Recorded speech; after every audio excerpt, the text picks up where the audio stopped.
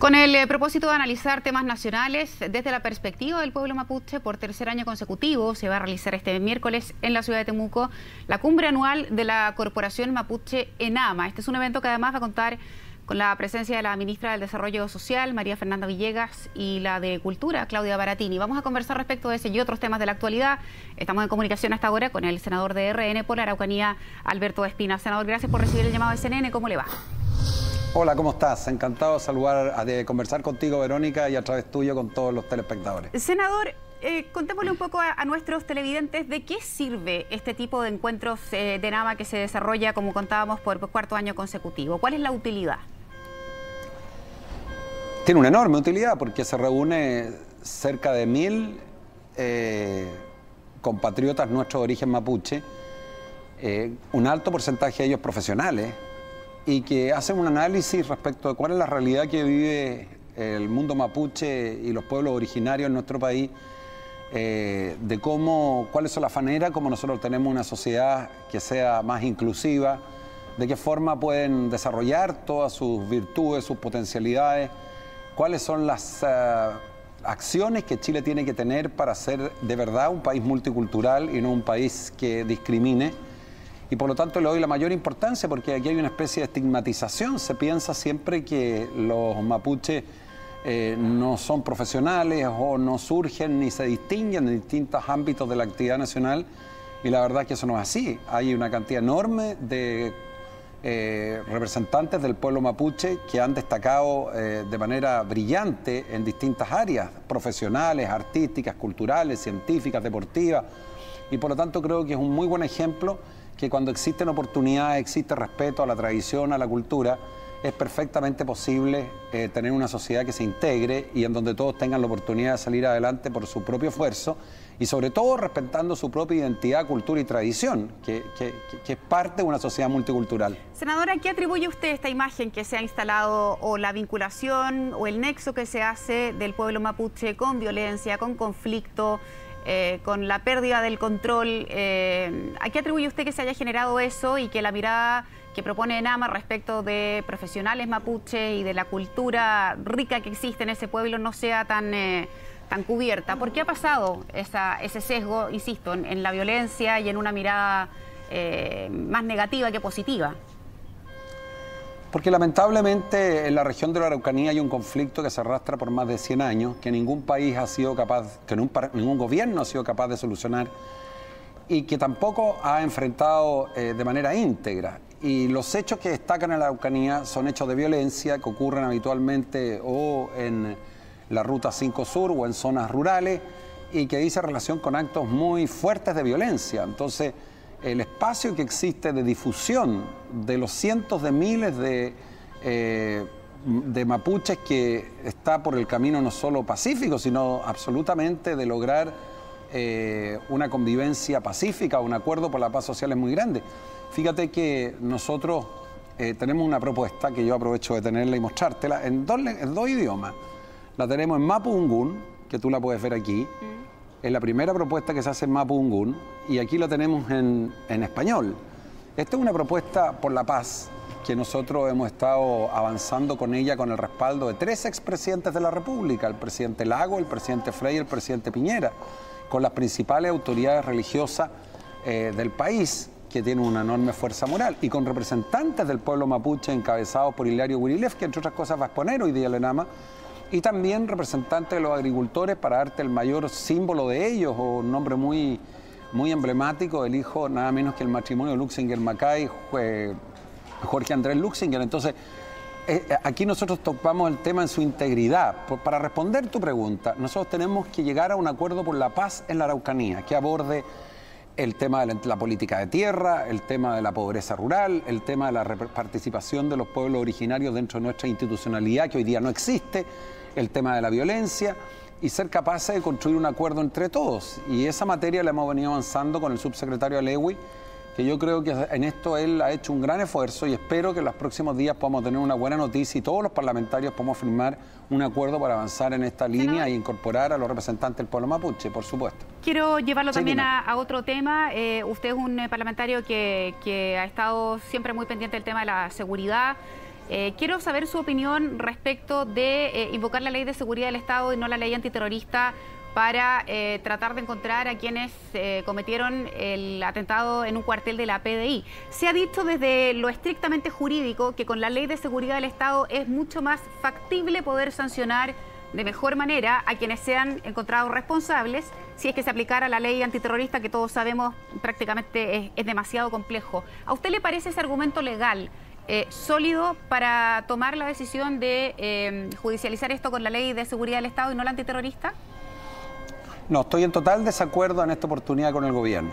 Yo he respaldado al gobierno firmemente en cada vez que hay un hecho de violencia, el atentado de las bombas en el metro, lo respaldé inmediatamente, al revés de algunas personas que lo salieron a criticar, porque creo que hizo lo correcto. En este caso creo que se equivoca el gobierno profundamente, porque este es un caso de un delito terrorista en donde ningún juez en su sano juicio, si llega a detener a los autores de este delito, podría decir que el propósito, y lo mostraron ustedes en la televisión, de esos 6 o 7 encapuchados, vestidos con overoles blancos, que cerraron un cuartel de la policía y que tiran bombas incendiarias, cuyo efecto es causar un daño indeterminado, eso no provoca un temor en la población. O sea, si hay un juez que así lo considera, la verdad es que a mí me parece que ese juez, respetando su decisión, no tiene simplemente ninguna noción de lo que la ley dice, y lo digo con el mayor de los respetos, porque no creo que exista un hecho más violento desde el punto de vista,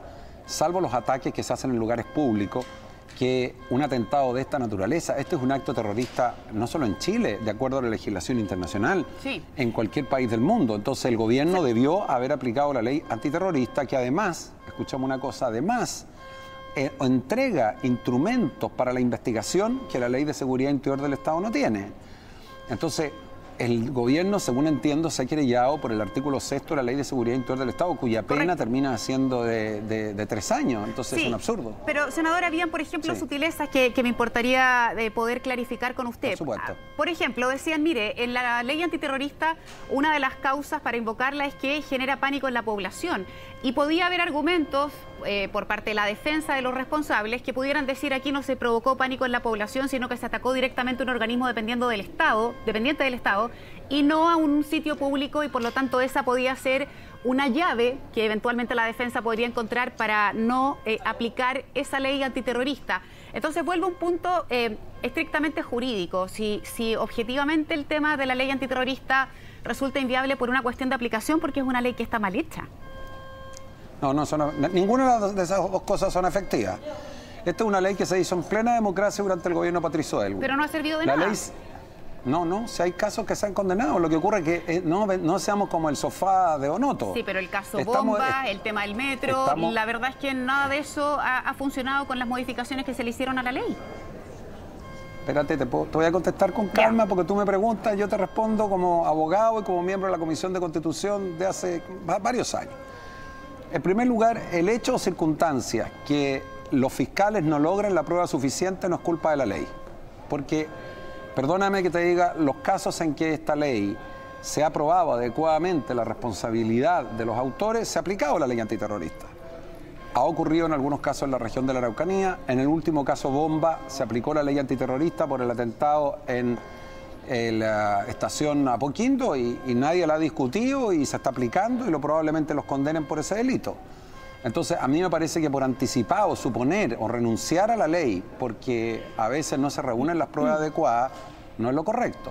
Efectivamente nosotros estamos perfeccionando la ley para establecer otras hipótesis, pero yo no creo que exista, mirado objetivamente, un caso más claro en donde un atentado tiene por finalidad intimidar a la población. Te hago la siguiente pregunta. ¿Ese atentado tenía por objeto robar, asaltar, robarle los computadores a investigaciones? ¿Era un acto de un grupo de narcotraficantes que pretendía vengarse de ellos? Este es un acto que se hizo premeditadamente, como pocas veces en Chile, por una célula organizada que tiene por finalidad atacar a una institución policial. Eso, cualquier análisis objetivo demuestra que el dolo, la intención, la finalidad, ¿cuál era? ¿Cuál era? Vamos poniéndonos, y yo me rindo ante tu evidencia. ¿Cuál era? ¿Era generar expectativa de alguna reivindicación universitaria?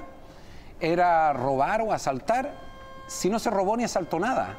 se tiraron bombas molotov que gracias a Dios no significaron la muerte de ningún miembro de la PDI, pero el objetivo, el propósito está a la vista. Entonces, no echemos la culpa a la ley de una decisión del gobierno, a mi juicio, profundamente equivocada, porque la impresión que queda es que como esto estaba frente a una universidad, pareciera ser que el gobierno no quiere meterse en un lío mayor, entonces mejor no apliquemos la ley antiterrorista. A mí me parece un tremendo error. Y te voy a decir otra cosa.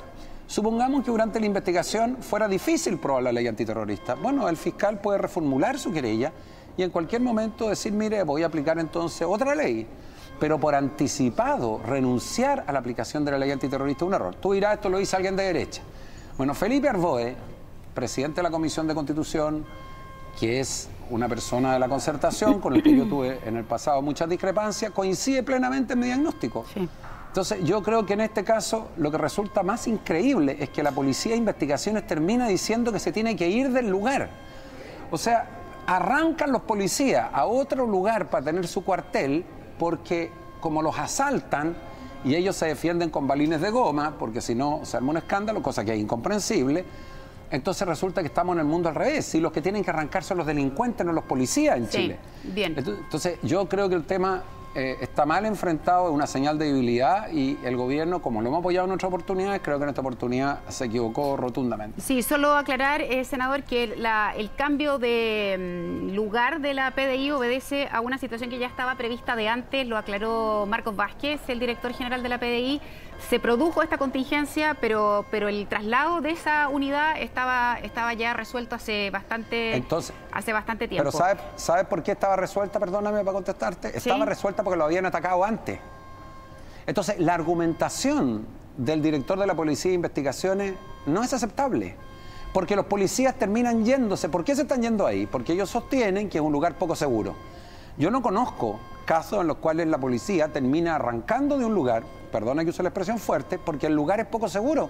En la calle Condel, en Providencia, si no estamos hablando de un lugar periférico donde tú crees que hay mayor conflictividad, porque no tenían medidas de seguridad. Entonces, ¿sabes lo que pasa? Si los policías terminan, aunque sea antes, tener que irse de un lugar por temor a que lo ataquen, yo me digo, ¿qué piensa la gente de ese barrio y de ese sector? Salvo que finalmente están ganando los que tiran bombas y están perdiendo la gente decente y los policías. Bien, senador. Le quiero agradecer mucho estos minutos de conversación con CNN. Que tenga un buen día. Gracias, que te vaya súper bien. Gracias. Segundos para completar nuestros primeros 30 minutos. Vamos al corte y volvemos enseguida.